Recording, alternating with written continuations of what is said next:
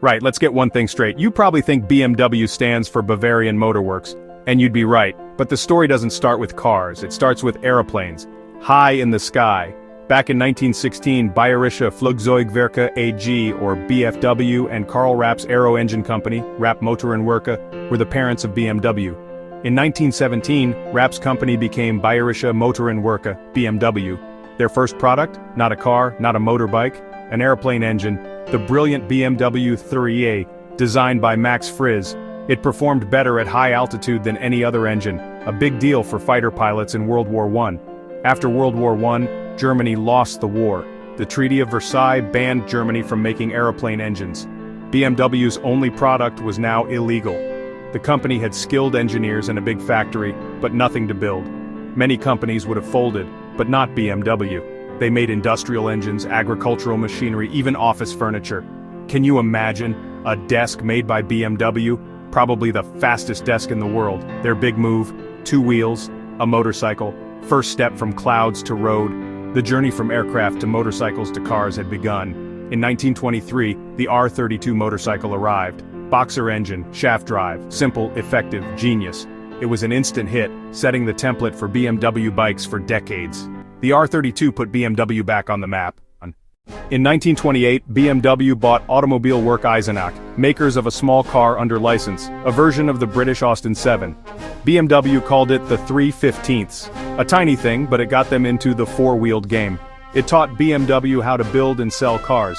They learned the business, honed their skills. Then they injected their own engineering magic. They wanted to build their own cars, with the same flair as their motorcycles and aero engines. In 1933, they launched the BMW 303, first straight-six engine, and the iconic kidney grille. In 1936, the BMW 328 arrived, a true sports car, beautiful and advanced, dominating races across Europe. The 328 cemented BMW's reputation as a builder of high-performance machines, engineering born in the skies, brilliant on the racetrack. By the late 1930s, BMW was making some of the best cars and motorcycles in the world. Things were looking very, very good. But as the 30s closed, a dark cloud gathered over Germany and over Europe. The Nazi Party, led by Adolf Hitler, had risen to power. For BMW, this new regime would change everything. When the Nazis came to power, they had a plan to rearm Germany. They needed companies like BMW. The government poured money into firms that could help the war effort. The Treaty of Versailles was torn up. Building engines for aircraft became a national priority. BMW's leaders, like Gunther Quandt, were happy to work with the new regime. The company grew at an incredible rate. The focus shifted almost entirely from civilian products to military ones. BMW's resources were now dedicated to building engines for the Luftwaffe. BMW was designated a National Socialist Model Company, a title of honor given by the party. The company's management was closely aligned with the Nazi Party's goals. They embraced the militarization of the German economy. As the Nazi regime became more brutal, BMW was tied to its fate. There was no turning back. The transformation was total. The company that had made elegant roadsters and reliable motorcycles was now a key supplier for a war of aggression. During the war, BMW's main job was to build aeroplane engines. Their most famous, the BMW 801. A 14-cylinder radial engine.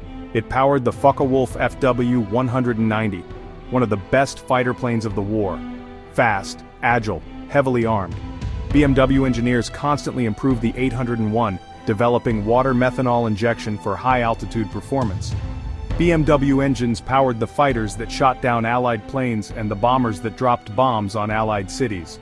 BMW also built motorcycles for the German army. The R75 was a military workhorse, tough, reliable, able to go almost anywhere. They even developed jet engines like the BMW 003, powering some of the world's first jets. From the sky to the ground, BMW's products were everywhere in the German military.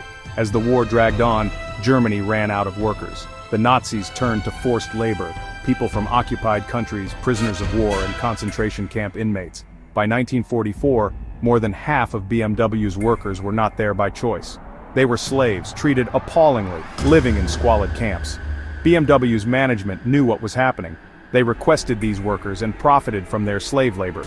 BMW even had its own sub-camps, like at Alec, where thousands of prisoners were forced to work. These were people with families and lives, skilled workers, doctors, lawyers, artists, all reduced to slavery. This is the most shameful part of BMW's history, a story of exploitation and inhumanity the company did not talk about for decades. In the 1990s, BMW finally confronted this dark chapter, funding independent research and publicly acknowledging their role in the Nazi regime and use of forced labor. When the war ended, Germany and BMW were in ruins. Their factories had been bombed, machinery broken, or taken away. The Eisenach factory was now in East Germany, making Wartburgs. BMW had lost everything. The company was on its knees. Banned from producing vehicles for 3 years, they made pots, pans, and bicycles. Anything to survive. It seemed more likely BMW would disappear than ever build a car again. But they started making a single-cylinder motorcycle, the R24. It was a flicker of life. The road back would be long and difficult. The survival of BMW in these years is nothing short of a miracle. But this was the beginning of the second act, the resurrection. In the early 50s, BMW was still in deep trouble. They tried to build big, luxurious saloons, but lost money on every car. Then salvation came in a very strange shape, the Isetta bubble car. BMW bought the license to build it. It was cheap, weatherproof transport for thousands of families. The Isetta was a huge success. It made just enough money to keep the company afloat and bought breathing room. In 1959, Daimler-Benz tried to buy BMW. Herbert Quandt refused to sell, risking his fortune to keep BMW independent.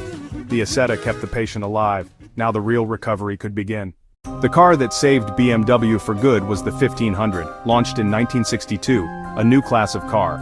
It was compact, sporty, practical, a hit with the new German middle class. The 1500 and its successors established the sports saloon segment, BMW's new identity. From the 3 Series to the M division, BMW became synonymous with performance and driving pleasure. They reinvented themselves from the ashes of war, one of the greatest comeback stories in industrial history. BMW faced its dark past, then forged a brilliant new future. Today, BMW is a global giant, a symbol of German engineering and quality.